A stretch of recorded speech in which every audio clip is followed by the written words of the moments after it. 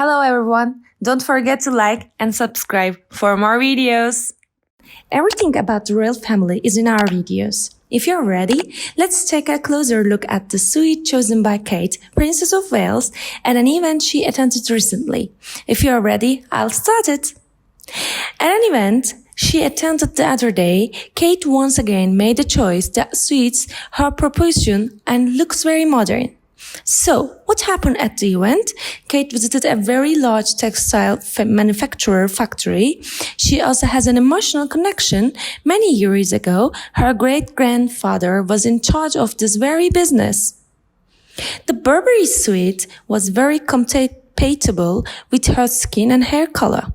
We can say that these suites, which we have seen frequently lately, have become her autumn uniform. The high-waist trousers lengthen her lower body.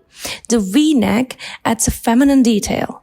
The shoulders make a strong impression with the help of the jacket. So, the new Kate style really works.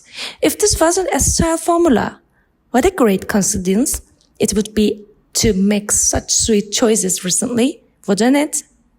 I don't know who came up with this formula, but I'm sure Kate looks amazing. I'm very curious what you think. Let's meet in the comments.